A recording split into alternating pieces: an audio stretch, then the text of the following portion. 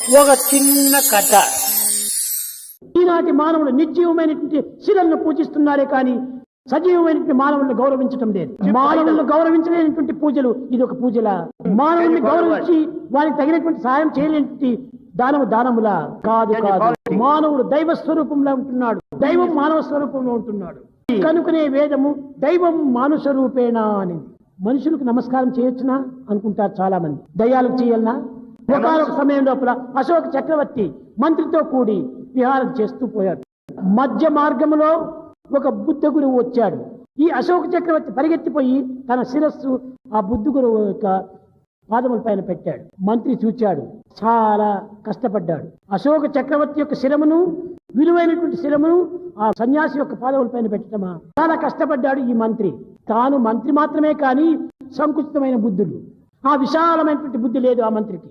సమయం చూచాడు. ఇంటికి వెళ్ళిన తర్వాత, మహారాజా నాకు చాలా కష్టంగా ఉంటుంది అన్నాడు. ఎందుకోసం మంత్రి? దేనికోసం నీకు కష్టంగా ఉంది? చక్రవర్తి మహా విలువైనటువంటి శిరస్సు, ఈ విలువైనటువంటి శిరస్సును ఒక సన్యాసి పాదముల పైన పెట్టటమా? అశోక చక్రవర్తి జవాబు ఇవ్వలేదు. నవ్వినాడు, వెనుక వెళ్ళాడు. ఈ సమయానికి కాచుకొని ఉంటున్నాడు అశోక చక్రవర్తి. కొన్ని దినములు జరిగిన తర్వాత మంత్రి ఇటురా అన్నాడు.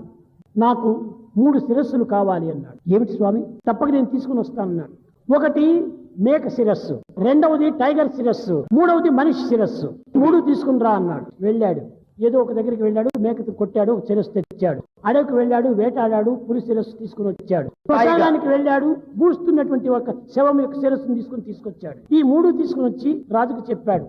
రాజా, మీ ఆజ్ఞ ప్రకారం నేను తీసుకుని వచ్చాను. ఈ 3ంటిని రేపు మార్కెట్కి తీసుకుని అమ్ముకొని రా అన్నాడు.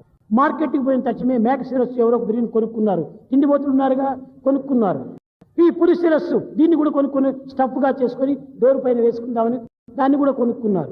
కానీ ఈ మనిషి శిరస్సును ఎవరూ కొనలేదు. తిరిగి వెనుకకు వచ్చాడు. చక్రవర్తి గారు, ఈ శిరస్సును ఎవరు కొనలేదు అన్నాడు. కొనకపోతే ఊరికే ఇచ్చేసి రాపో అన్నాడు. ఫ్రీ ఇచ్చేసిరా అన్నాడు. దీన్ని కూడా ఎవరు అంగీకరించలేదు. అప్పుడు తిరిగి వచ్చి, మహారాజా ఊరికి ఇచ్చినా కూడా ఎవరు తీసుకోవటం లేదన్నాడు. జీవం ఉండినంత వరకే ఈ శిరస్సుకు నువ్వు విలువ ఉండినప్పుడే మహనీయుల యొక్క పాదముల పైన శిరస్సును పెట్టి ఆ పవిత్రతను నీవు అందుకో. జీవం ఉండినప్పుడే ఈ శిరస్సును సద్వినియోగం చేసుకోవాలి. పెద్దలకు నమస్కారం చేస్తే ఏం తప్పు వచ్చింది? దీన్ని అనేక మంది నాస్తికులు కానీ యాస్తికులు కానీ దీనికి విమర్శిస్తూ ఉంటారు. కేవలం తెలివి తక్కువ పని. శరీరంకు కావలసినటువంటి గౌరవం ఇదియే. పెద్దల పాదదర్శనమే సరైనటువంటి విలువ. కనుక శిరస్సు అంటే ఏమిటి? శిరస్సు అంటే సంపూర్ణ తెలివితేటలతో కూడినటువంటిది. దీనిని ప్రజ్ఞానం బ్రహ్మ అన్నారు. ప్రజ్ఞానంతో కూడినటువంటి శిరస్సు. ఎంతవరకు? ప్రాణం ఉండినంత వరకే ప్రజ్ఞానం.